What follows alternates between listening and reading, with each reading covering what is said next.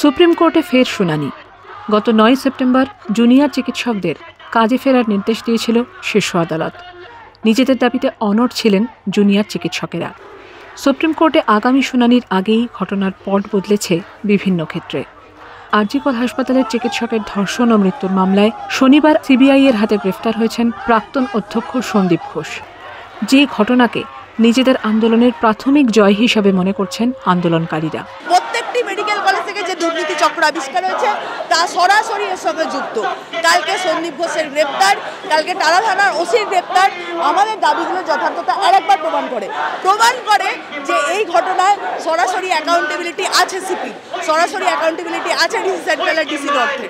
এই ঘটনা প্রমাণ করে এই যে অভয়ার ঘটনা ঘটেছে স্বাস্থ্যক্ষেত্রের, এই যে দুর্নীতি কলেজে যে দুর্নীতি চক্র চলছে, যে থ্রেট কালচার চলছে, তার accountable DME, DHS, principal secretary.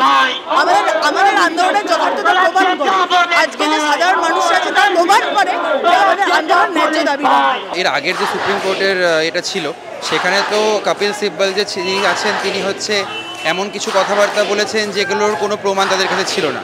তো আমরা আশা করছি যে 17 তারিখ মাননীয় যে সুপ্রিম কোর্ট আছে তা সে হচ্ছে আরেকটু বেশি ভেবেচিন্তে যেটা শুনানি আছে সেটা আরও ভেবেচিন্তে করা হবে। এর আগে সন্দীপ ঘোষকে সাসপেন্ড করা হয়েছিল স্বাস্থ্য দপ্তরের তরফ থেকে, কিন্তু তার কারণটি দেওয়া ছিল যে তার কোনো কারণ দেওয়া ছিল না। তার এটাই কারণ ছিল যে তিনি গ্রেপ্তার হয়েছেন এবং নর্মাল সার্ভিস অ্যাক্ট অনুযায়ী তাকে সেই জন্য গ্রেপ্তার করা হয়েছিল। এক্ষেত্রে যখন তার এগেনস্টে তাকে গ্রেপ্তার করা হয়েছে এই কারণে যে তিনি সরাসরি যুক্ত তথ্য প্রমাণ লোপাট এবং এফআইআর দেরি করার জন্য, সেক্ষেত্রে আমাদের দাবিগুলো আরও সুস্পষ্ট হচ্ছে।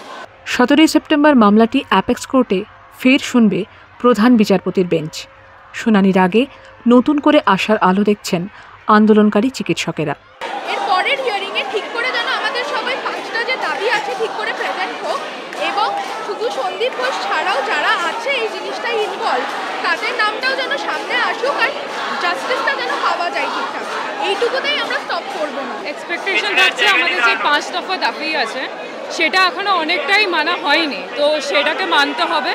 তো সেই দিকেই যদি একটা ভালো হিয়ারিং হয়, will be very hopeful for that. গত শুনানিতে হতাশ হলেও ভরসা হারাননি জুনিয়র চিকিৎসকেরা। সুপ্রিম কোর্ট যেটা বলেছেন, তারা বলেছেন রাজ্য সরকার চাইলে ব্যবস্থা নিতে পারে।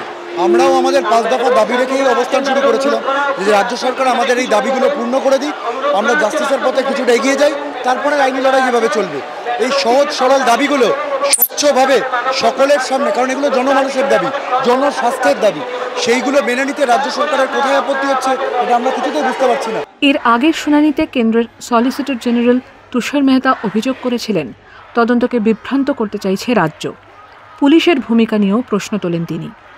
ইতিমধ্যেই কর্তব্যে গাফিলতির অভিযোগে টালা থানার ওসিকেও গ্রেফতার করেছে সিবিআই। নিজেদের দাবি নিয়ে রাজ্য সরকারের দ্বারস্থ হতে চেয়েছেন আন্দোলনকারীরা। তবে চিকিৎসকেরা রাজ্যের সঙ্গে বারবার বৈঠক করতে চাইলেও লাইভ স্ট্রিমিংয়ের টানাপোড়েনে ভেস্তে যায় বৈঠক। সোমবার মুখ্যমন্ত্রীর সঙ্গে পঞ্চম ও শেষবারের জন্য বৈঠকে ডাক পেয়েছেন আন্দোলনকারীরা। মঙ্গলবার চিকিৎসকদের তরফে নতুন করে মামলা করতে নামছেন প্রবীণ আইনজীবী ইন্দিরা জয়সিং। মামলার শুনানির দিকেই এখন নজর সারা রাজ্যের।